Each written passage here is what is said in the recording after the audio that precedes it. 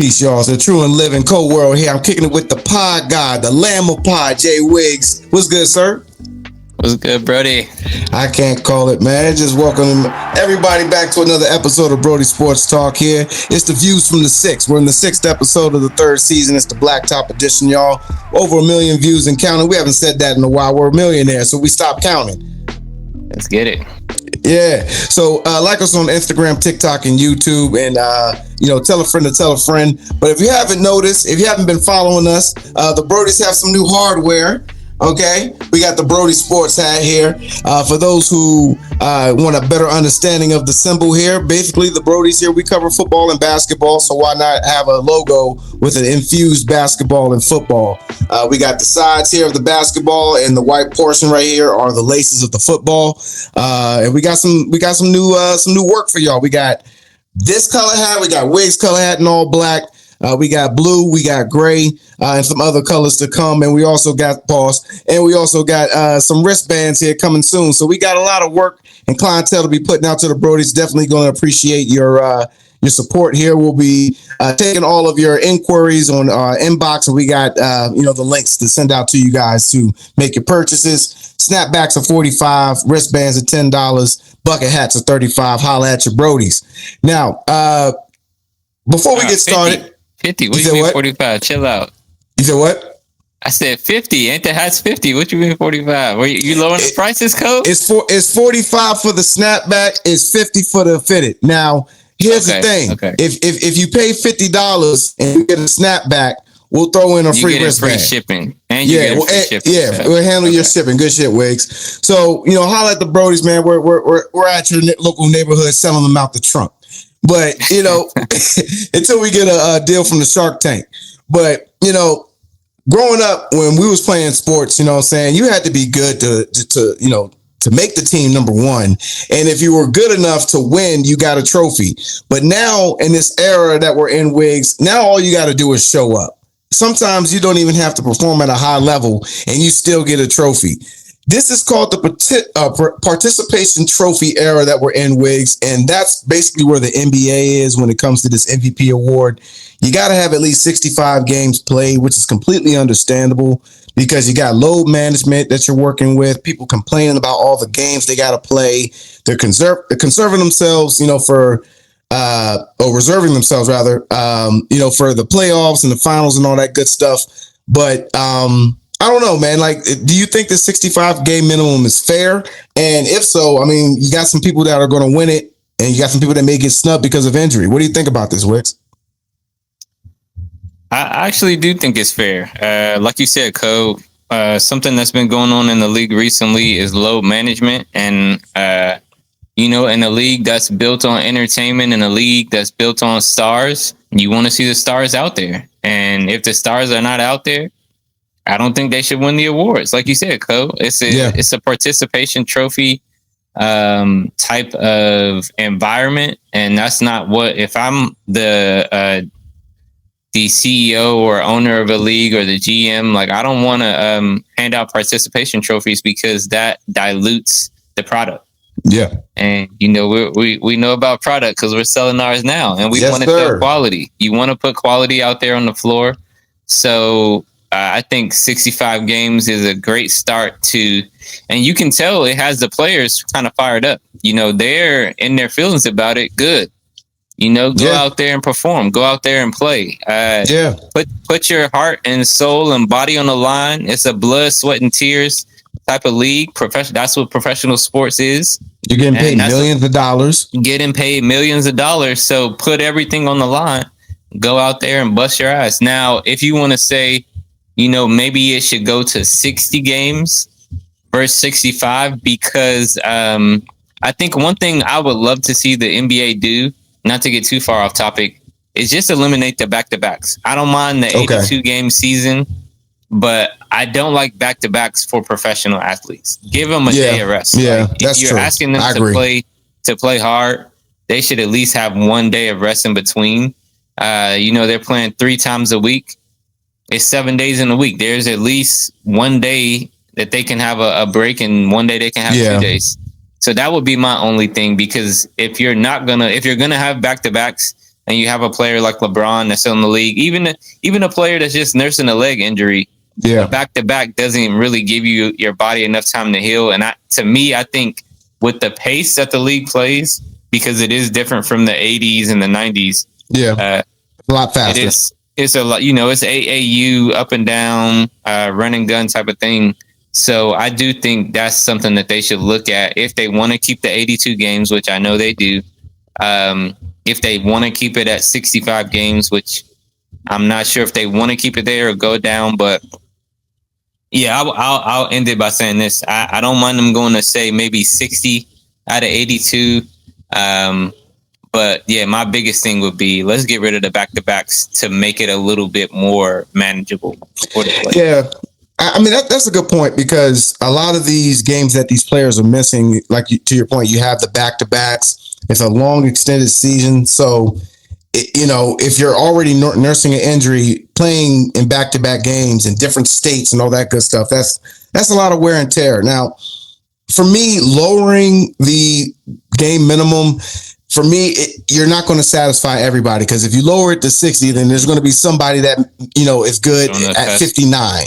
And then they're going to complain and drop it to 55 and so on and so forth.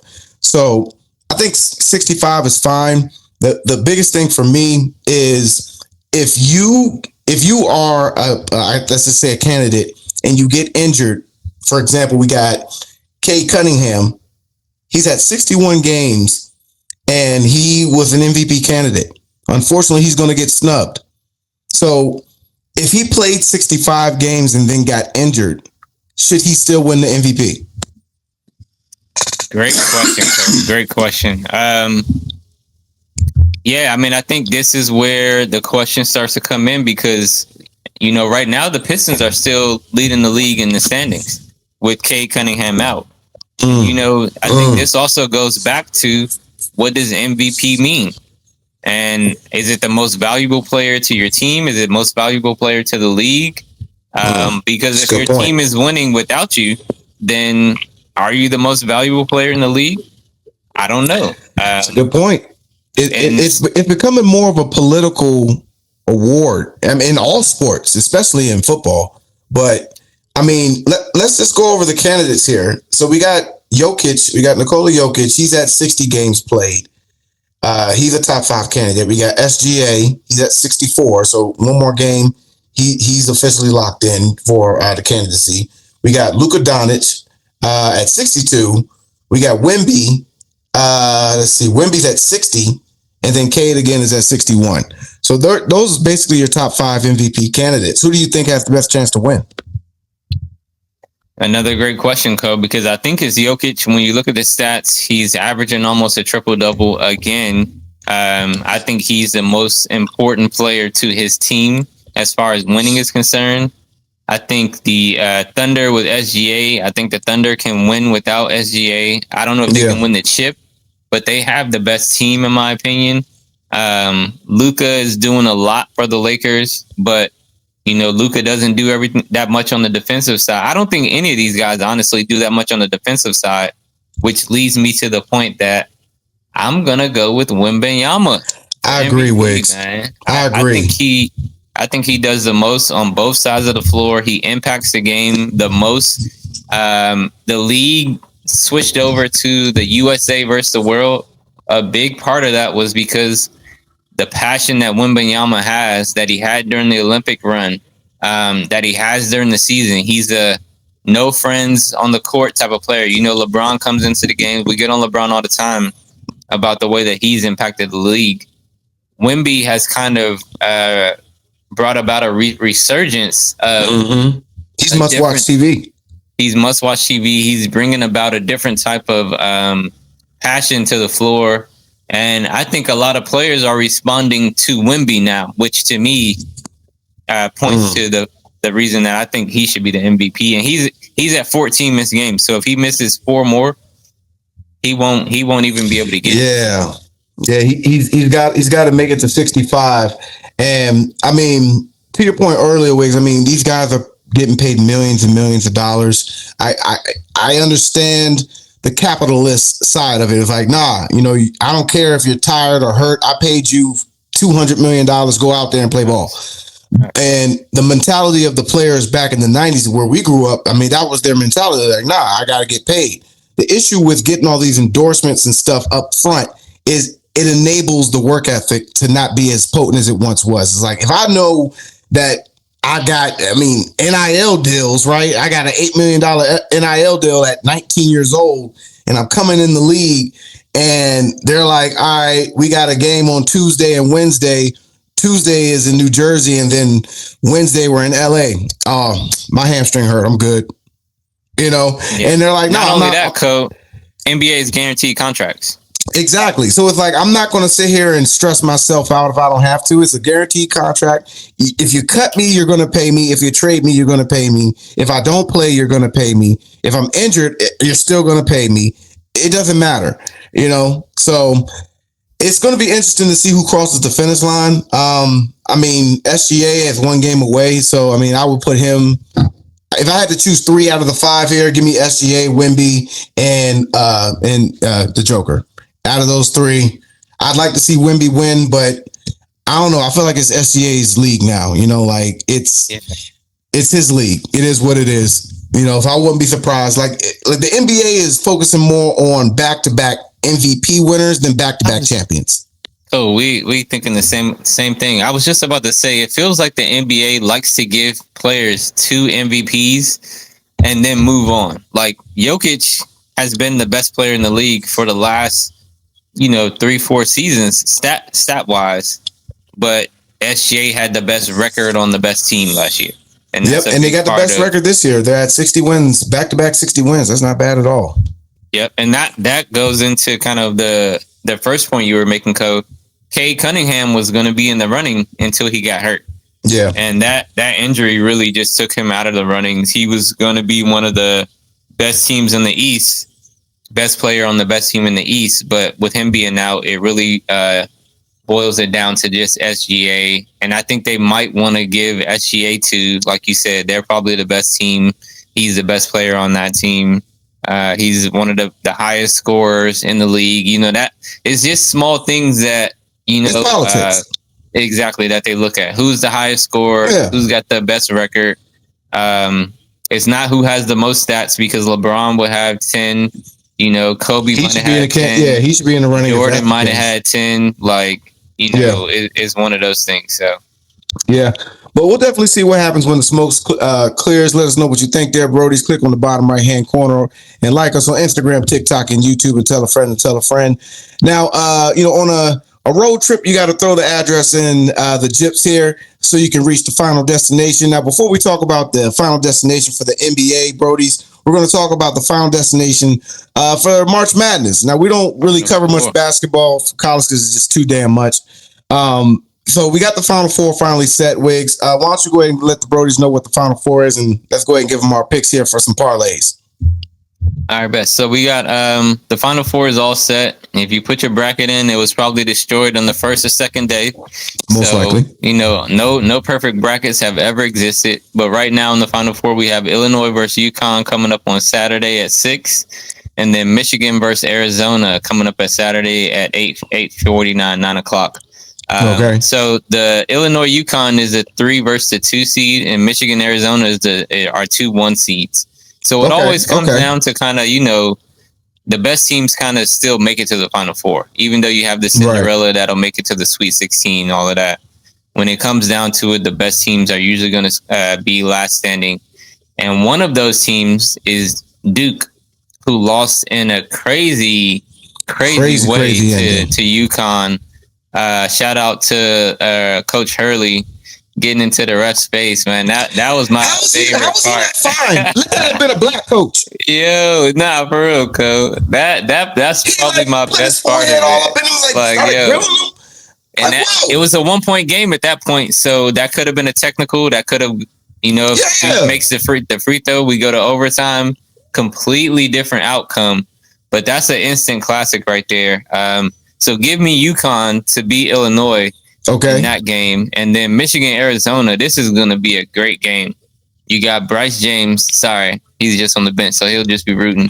We got bench Bryce James. Hey, just having Bryce a Bench James on the bench James. is that's gonna give them a lot of hope. But Arizona's playing with a lot of toughness. They're a great team, so we'll see what they can do. But I'm always repping for Detroit, so always repping for Michigan.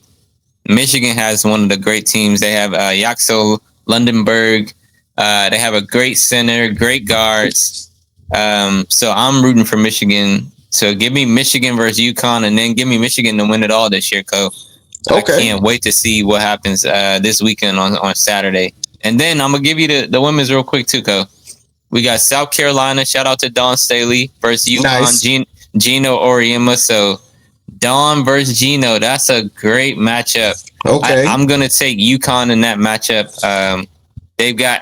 Talk about rivalry between those two. I'm telling you, that's a great matchup. I don't even watch them, and I know about the rivalry. Exactly. They got AZ Fudd and a couple other girls on UConn. So give me UConn this year. I think they just have a little bit more star power. Okay. And then we got Texas versus UCLA. Again, these are all the number one seeds made it for the women's. The women's, they picked those brackets flawlessly. So Texas versus UCLA. Again, just great gameplay right now. Again, it's going to be a little bit different than the men's, but give me UCLA right now. They have just, I think, a girl that's 6'7". For girls, that's like a 7'2", 7'3". Yeah, that's a pretty big girl. She's a big girl. Yeah, and then give me UCLA versus UConn, and then give me UConn for the women's final. Okay. Now, I mean, the Lady UConn team winning the national championship, that's nothing new. So I'm gonna roll with them. South Carolina, it's either them or the Staley crew. One of the two. They're it's always going to fall down to coaching with them. And then for the men's, I wouldn't mind seeing Michigan win. My dad went there, but I think it might be a UConn year, man. Give me UConn for men and women. I like that, Co. Yeah, that would be dope. All right. So moving on to the pros here. The NBA playoffs is right around the corner, Wiggs. So let's go ahead and pick our final destination as far as who do you think is going to be favored to make the finals? Like, who will be your favorite finals matchup or fantasy finals matchup this year's playoffs? So I think coming out of the East with Cade Cunningham getting hurt, I'm just going to take the Pistons. As much as this hurts to say, I'm going to take the Pistons out of contention because even if Cade comes back, Detroit is all about toughness. And you can't be tough when you're 70% on injury. Like you're just not going to be able to get over the hump when it comes playoff time. So I'm going to take the Pistons off. And surprisingly enough, Jason Tatum has came back into the lineup for the Celtics and looked good. So give me the Celtics to make it out of the East. Okay. And then for the West, I'm going with my Spurs, man. Like I said, Wemby for Spurs. Okay, man, Wemby for MVP, and they're the one team in the league that's beaten the Thunder. So if they get that matchup versus the Thunder, I think Wemby is just that significant. I'm not going to say that dominant, but he has that much of an impact on the game that I'm going to go with the Spurs versus the Celtics. And to win it all, I'm actually going to go with the Celtics. Because I think with Tatum and Brown, they do things that they don't have to go to the hole. Like they have shooters around them. They have a great coach. They have a great scheme. I think they might be able to beat the Spurs, but I think the Spurs can still, it'll be Wemby's first time. It's always hard when you're a young player and you finally make it to the finals. You're dealing with a little tiredness. You make it all the way, the excitement, all of those things. The Celtics have been there. They already have a chip. So I think the Celtics will show that championship pedigree and win the championship this year. Okay. Now, I'm going to go with something slightly similar. I think the Celtics are going to make it. To your point, their best player in Cade Cunningham is gone. I think he's going to be an X factor in the playoffs. But if he's not going to be there, then, they might end up getting bounced early. So I'm going to roll with the Celtics. The Knicks might, throw their hat in, but I trust championship pedigree over anything. So I like the Celtics to represent the East again. And I think last year they're going to try to make up for last year since, Tatum was out injured. Tatum got hurt. Yeah, they're going to try to make sure that window stays open. And Western, I like the Thunder. I mean, don't get me wrong. I said this earlier with the Spurs. I think they are a good candidate, but I think Wemby he has to show himself approved when it matters. Like everything is good now. He just had his first game-winning shot this year. So this is going to be the time where it's like, okay, can he, rise to the occasion? Pause. Now, I like the Thunder's defense. They're still good on defense. They're still one of the best defense in the league. SGA is a foul merchant. He's going to give you at least 15 points from the free throw line. That's going to slow the game down. That's going to keep things, in his control. He's going to hit you with those mid-range jump shots or pump fakes to get to the line, or flop or whatever he does. He's a master at that. He studied James Harden, to a T. So I like their offensive potency that comes from that. It's death by 1,000 cuts. So yeah, I like the Thunder versus the Celtics. And give me back-to-back Thunder. All right. Do you see them as because you were saying it last year, Cole, with SGA. He kind of reminds you of Kobe a little bit. I could see the Harden, like a mix of those two.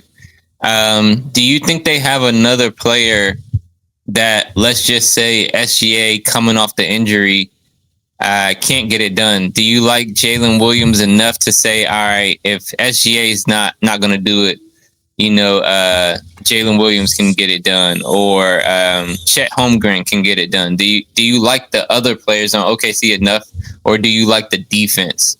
Like, what do you think puts OKC over the top? Their defense, number one, and number two, their style of play on offense. They're like the old school Spurs back in the Tim Duncan day. They're all a bunch of B players. Mm-hmm. Now SGA, he's A+. He's elite. But if he were to go down for the year, for example, they wouldn't have 60 wins. They would have like 30 or 40. Just from playing good team ball, but there's not enough elite players outside of him that can get over the hump if he goes down. Now with the Celtics, I think they show what they can do with just Brown, but with him and Tatum, that's a pretty good dynamic duo. And that's kind of like how the league is set up now. It's kind of like NBA Jam. You only had 2 good players instead of 3. Hey, shout out to NBA Jam. Yeah, but let us know what you think. Let me ask you one more question, Cole. The Lakers and the Nuggets, do you think they have a chance? If anyone has a chance to make the dance, but the problem is, I don't think LeBron has enough left in the tank, man. He may give you one more playoff series win, but you're relying on 2 superstars that don't play defense. Yeah, in Luka and LeBron, and that's going to be pertinent when you're going up against people like the Nuggets, who they've had their number since Bron has been there. Mm-hmm. So, and the West is a tough matchup. So it's always been the toughest matchup, at least for the better part of this decade. So let us know what you think there, Brodies. Click on the bottom right hand corner and like and subscribe here. Next here, we're gonna have to do a little rapid fire because the battery's going low. But one thing when you're dating a woman, Wiggs, you've been courting her, you've been respectable and giving her a hug with the church hug and all that stuff when you drop her off on the date and all that stuff. Eventually, you're going to go up to her and say, baby, I want you to wear my varsity jacket. Okay. I want you to go steady. That's when you make it official, Wiggs. So we got some league rules that passed. And we also have some collective bargaining agreement issues going on with the referees. We may have some replacement referees to start the new year. And we also have some pretty big league rules that have changed here. So I'll start off with one of the biggest ones, pause, and then you can go with the next one, Wiggs. I'm going to go with the onside kick changes. Okay? I think that brings back the essence of football. This whole you got to wait to the fourth quarter crap to do an onside kick. I don't like that. I like the element of surprise. That's how the Saints won in 2010 with that onside kick to start the second half of the Super Bowl. That element of surprise makes the game what it is. And this is why we watch. So they're eliminating that. So now they can do an onside kick anytime during the game. I like that, Wix. What do you think? I'm with you on that, Co. I'm a fan of the kickoff rules because I do think they made the game safer. And I do think that's important when you're talking about concussions and what those things can lead to. But I wasn't a fan of you have to announce you're going to do an onside kick. and you can't do it into the fourth. So I definitely think that's a good rule change for the better. One of the rule changes that I'm surprised about is no tush push, man. I kind of wanted to see that gone, mostly because I'm a Commanders fan and the Eagles. So they haven't eliminated it. No, I think they said I think they may not even vote on it, or it just sounds like more teams are like, we're not concerned with it. I think because the Eagles didn't win. Maybe if the Eagles won, they stopped winning with it. That's why. Yeah. So I think other teams are like, you know what? Like the Bills used it a lot last year. Like, hey, we'll use it more instead of saying we're scared of the Eagles. So they cracked down on the false starts too. Exactly. And going back to SGA for a second, I think he just had a push-off call called on him. So that's another reason I think the Thunder might lose this year. Because it's the refs. If the refs start calling things differently, he's a free throw merchant. If he's not getting those free throw calls, he's not going to get it. Same for the NBA. Same for Major League Baseball. So I don't know if you've seen you can now call for, like, if you think it's a ball or strike, you can they can challenge that now? You can challenge that now in baseball. There's been a referee in one game, he had over 30 calls challenged. All 30 of them, he was wrong on them.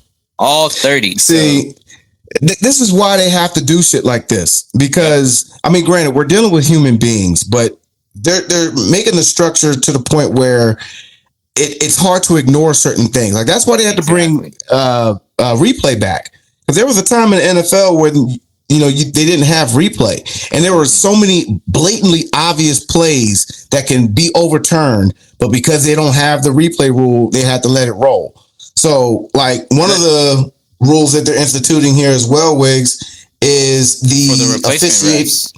Yeah, the replacement refs. Well, that's a collective bargaining thing right now. I guess the refs want more money, which is understandable. The NFL's making plenty of money. I was going to say one of the stipulations along with it is that they might get calls from upstairs to help the replacement refs. Yeah, that's what I'm saying. Right here, they have a new instituted rule: officiating and ejections. League personnel can now consult with on the field officials for flagrant fouls, disqualifications, or anything needing to be called onto the field. So that's big. I think that's good because, again, sometimes you see calls and it's like you said, it's blatant, it's flagrant. Let's get those calls right. Like, make it official. Even though we have replacement refs, we have the eye in the sky. Like, everybody on TV can see what's going on. We don't need honestly, we don't need the refs if they're not going to be as good as what we can see on TV, and we can see it better on TV. So just have more people watching the TV screen. They can relay it to the ref. As long as it's not slowing down the game, in my opinion, I'm all for this technology. Do you think they should institute like challenging holding calls and pass interference calls? Pass interference, yes. Holding, I think there's holding on every play. If anything, one thing I don't like that the league does is at the beginning of the season, they'll say there's an emphasis on holding this year. So the first 6 games, they're calling holding calls a lot. And then as the league goes on, they start letting them play. Yeah. And then the playoffs comes around and they start letting them play. So to me, whatever you're going to do, be consistent across the board. But with the holding, I just don't think you can really officiate it. It's got to be blatant. And it's going to be too hard to call because I honestly think there's holding on every single play in the NFL. Yeah. I mean, pass interference and maybe like the personal foul calls, like targeting or something like that. That will probably cut down on some of the fines, which they probably won't want to do. But we'll see how things pan out here. They may be able to get something done with the rest before the season starts. But if not, it looks like they got a pretty good backup plan. Now, one thing that they have to be concerned about when going into the new season is the new draft picks. So we're going to be mocking some people here, Wiggs. It's the 2nd annual BST NFL mock draft here, Brodies. So we're going to bring you the top 10 mock drafts that we think are going to happen here and match them up with all the other pros and see how Hattori Hanzo's sword sharp the Brodies are here, okay? So for number 1, it's a universal unanimous pick here. The Las Vegas Raiders are going to take Fernando Mendoza at quarterback. Tom Brady's out there. They're like, look, man, we got Linderbaum, one of the best centers in the league. We need a quarterback. We got a tight end. This is turning into the Patriots 2.0. Got Brock Bowers. You got Ashton Genty. Just put that quarterback in. Geno Smith was not that guy. No. Let's see. Fernando's coming off an undefeated season in college, which is, just not common anymore these days. Yeah. Let's see what he can do. I like the pick, man. All right. Number 2, who you got for the New York Jets, Wiggs? All right. Like you said, the number 1 pick was unanimous. So this is where the draft starts. At number 2, I have the Jets going with Arvell Reese. Now, let me say this. I don't think Arvell Reese is better than Ruben Bain. But I think for the draft, a lot of times these teams are not just picking who's better right now. They're picking who will be better in 5 years. And I do think Arvell Reese has a little bit more upside with his body type. He's been physical. He's still learning the game. And he does look to me to be, if I had to comp him, I would comp him with Micah Parsons. And he's got all the measurables. He has the, when you look at his tape, again, Ohio State had 5 top 10 guys on their team. On defense, Arvell Reese is the one that stood out to me the most. Caleb Downs is nice. Sonny Styles is nice. Arvell Reese is the one that my eyes were like, yo, who is that? He's just that fast. He's really dynamic, not afraid to make tackles. Like I said, very physical. So I think the Jets would love to have a guy like this. I think he'll help them get some turnovers.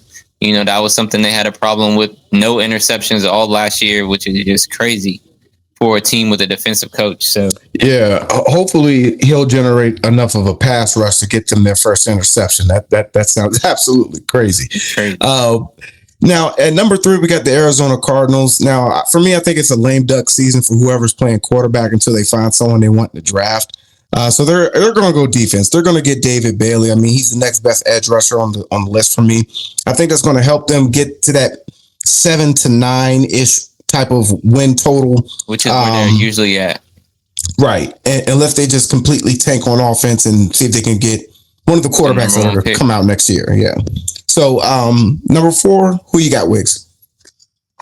So number 4 for the Tennessee Titans. Last year they had Cam Ward, and he just didn't have anybody to throw to. So again, there are a number of players on the list that I think are better.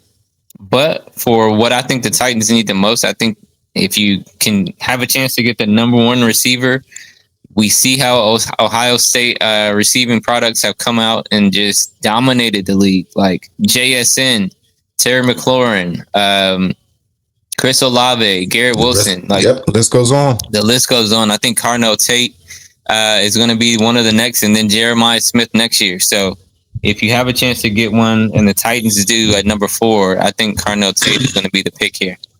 Yeah, I like the pick. I mean, they need some more weapons. I mean, they lost Chikakakwo, and they may be able to look up and get, Jeremiah Love's backup running back, in another round to give them some offensive, weapons. I mean, their defense is going to be rebuilt because they got Salah out there. So I like Carnell Tate, but I mean, Tennessee is where wide receivers go to die, it seems, but we'll see. Now, at pick number 5, we're going to go up 95. Okay, we're going to go to New York City, and they got John Harbaugh, one of my favorite coaches out there. He's a defensive-minded coach, despite him being a CEO coach, and he's looking to build the defense that he had out there in the championship run in Baltimore. So I got them taking Caleb Downs, the safety, and that's going to help build up that secondary because their front 7 is already pretty good. Facts, Co. And what I really like about this pick for the Giants, like you said, their front 7 is really good, and Caleb Downs is the 8th player. Like I've said it about him all offseason.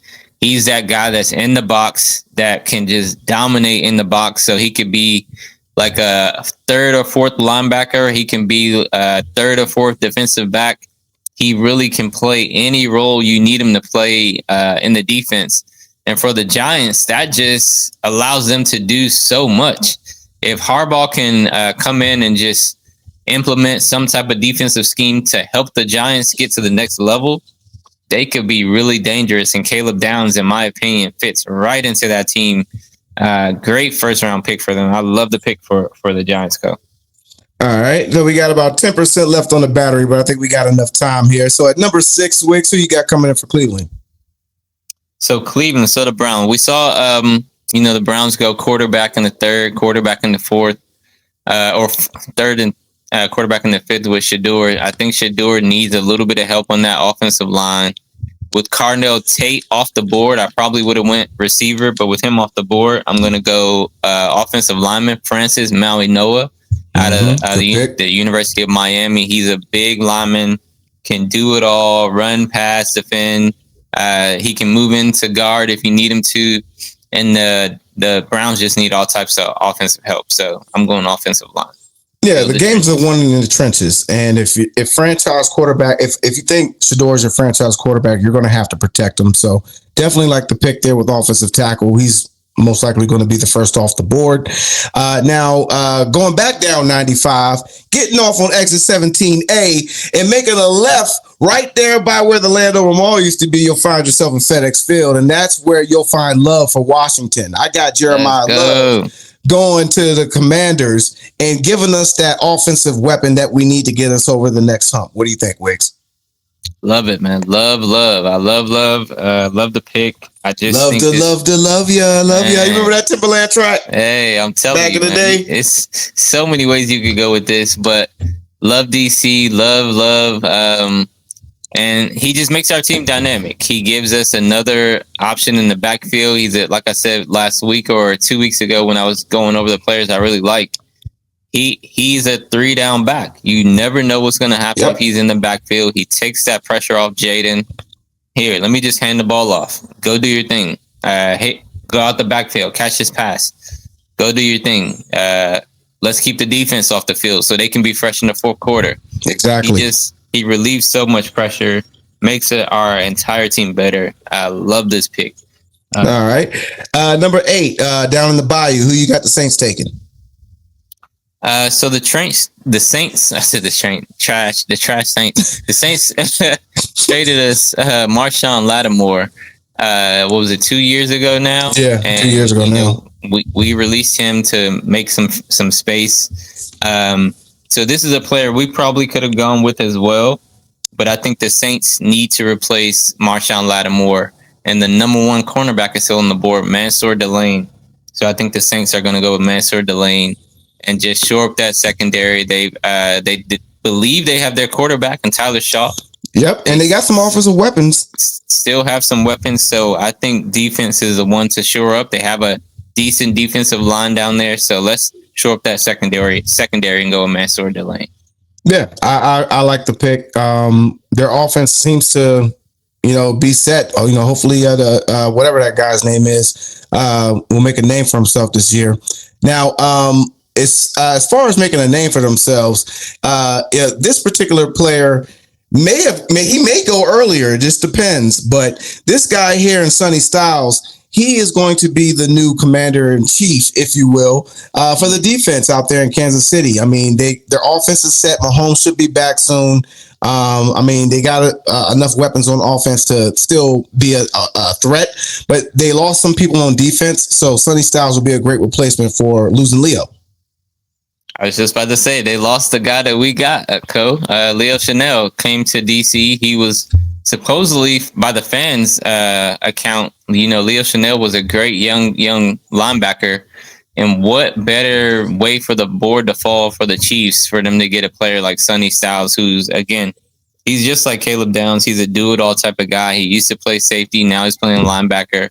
Physical, can line up in any position and do it all. The Chiefs will be ecstatic if they could get a player like Sonny Styles. Love this pick for them. Yeah, and then wrapping things up with Joe Cool out there in Cincinnati. He needs some help on defense, man. So who do you got the Bengals taking at pick number 10? So I really wanted to go, in my opinion, I think the best players available are wide receivers, but the Bengals don't need wide receivers. Right. They have 2 of the best in the league.